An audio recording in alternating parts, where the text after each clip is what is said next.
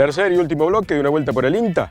Nos vamos a la localidad de Anfunes, al campo anexo que tiene el INTA en el norte de la provincia de Córdoba. Aníbal Berga es un investigador del CIAP, del INTA, Instituto de Investigación aquí que tiene su sede en Camino 60 Cuadras. Está llevando adelante un ensayo de algarrobos en el campo anexo de Anfunes, pero mejor que nos cuente acerca del desarrollo, de qué se trata este ensayo.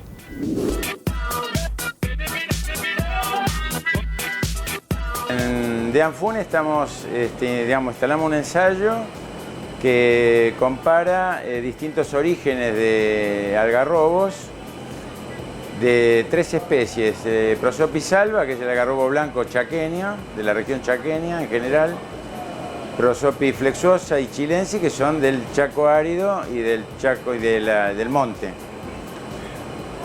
Son tres especies de algarrobo distintas y cada una de estas especies tiene distintos orígenes. Es decir, están distribuidas en una amplia región en donde vos tenés materiales que están adaptados a distintas condiciones. Y la idea es comparar ahí en De Anfunes estos distintos orígenes para ver cuáles se adaptan mejor a la situación de Anfunes. Y hay aparte un testigo local para comparar a ver qué ventaja tiene utilizar materiales de semilla de otros orígenes, con destino maderable o para la producción de frutos.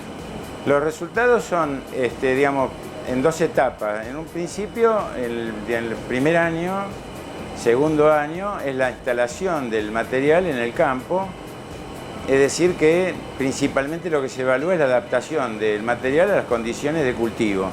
Es una especie silvestre, nativa, por lo cual no hay, no hay una adaptación específica a todo el proceso del cultivo, desde la producción del plantín hasta la instalación a campo.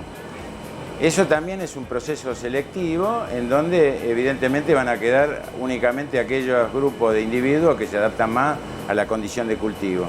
Esa característica de su adaptación al cultivo se demuestra en poco tiempo, que es por la supervivencia, el crecimiento inicial, la competencia con las malezas y demás. Y en una segunda etapa, que se evalúa los crecimientos o la producción de fruto, en general estas plantas fructifican a partir del quinto o sexto año, es decir, que recién ahí se puede evaluar la producción de frutos. Y el crecimiento en general en forestales se determina un tercio del turno de corta, que calculamos que los datos de 10 años de crecimiento son los que más o menos ya van a determinar cuáles son los mejores materiales para la producción de madera. Ahora, una aclaratoria: en la zona de Anfunes, respecto de la área de distribución de los algarrobos, no es la más adecuada para la producción de madera, es decir, no tiene sentido, nos parece a nosotros, hacer plantaciones con destino maderable en las regiones del Chaco árido y esta zona muy particular también. El destino es más bien recuperación del bosque nativo, mejoramiento de la biodiversidad, aumento de la producción de nutrientes a través de la producción de frutos y la incorporación en sistemas mixtos en producción de madera, de frutos, de animales con pastura, apicultura, es decir, inmerso en un sistema productivo más complejo de manejar, pero mucho más estable desde el punto de vista económico y ecológico, ¿no? El óptimo ecológico de una especie no necesariamente es el lugar que ocupa, porque inclusive es normal que las especies exóticas de alguna manera o ecotipos de un lugar trasladados a otro mejoran su capacidad de producción de madera o de biomasa, producto de que no tienen los mismos enemigos naturales que en su lugar de origen, y la condición de cultivo también hace que se expresen caracteres que en la naturaleza no se dan. Entonces, estamos en un ambiente que tiene cierto grado de manejo. Hay un distanciamiento, no hay competencia intraespecífica fuerte porque se maneja con los raleos. Entonces la condición de crecimiento es muy distinta que la original. Es decir, ya la situación de cultivo es un aspecto distinto que hace que haya materiales que por ahí no son originarios del lugar pero que desde otro punto de vista son mucho mejores. Es muy difícil la domesticación de especies umbrófilas, por ejemplo, que son las que acompañan a posteriori al bosque. Es decir, primero vienen las pioneras, que son heliófilas, requieren de sol, después vienen las umbrófilas, que son las que crecen a la sombra de los demás, y que después son plantas que por ahí viven 500 años, de muy bajo crecimiento, que no son muy adaptables al cultivo.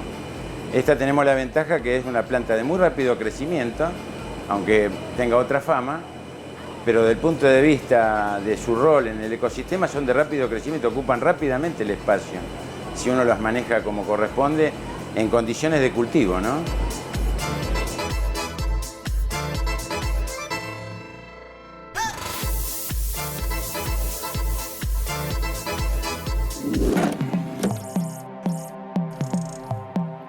Los suelos son el lugar donde podemos encontrar la mayor cantidad de especies del mundo. El 95% de los alimentos que consumimos las personas provienen del suelo. Pero los procesos de degradación amenazan su propia vitalidad. Un suelo puede degradarse en pocos años tras un uso agrícola inadecuado, pero existen prácticas para cultivarlos sin dejar de protegerlos.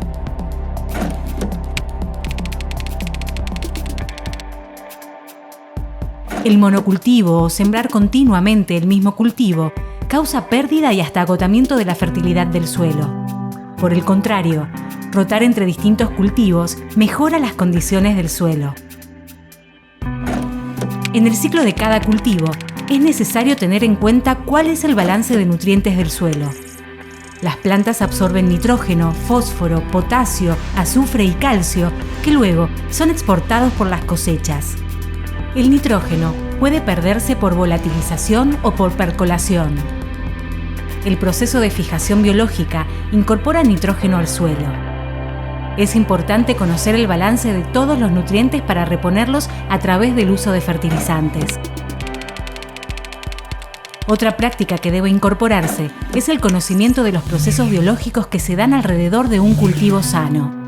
Con un monitoreo constante de plagas, malezas y enfermedades, se consigue un manejo sanitario cada vez más sustentable.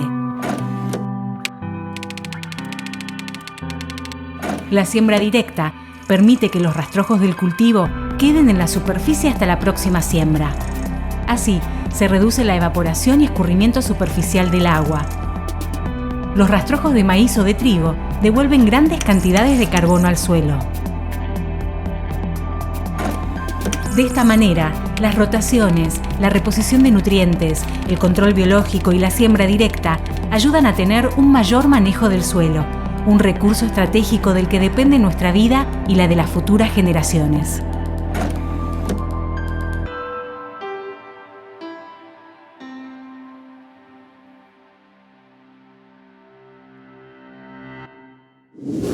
Y bien amigos, esto ha sido todo por hoy. Nos vamos a encontrar la próxima semana cuando los invitemos a dar una vuelta por el INTA, pero antes de despedirnos, como siempre, los invitamos primero a escuchar Una Vuelta por el INTA Radio, por Radio Universidad, AM580, de 8 a 9 de la mañana, y nos encuentran en las redes sociales, en Facebook, como Una Vuelta por el INTA. Nos encontramos la próxima semana. Hasta pronto.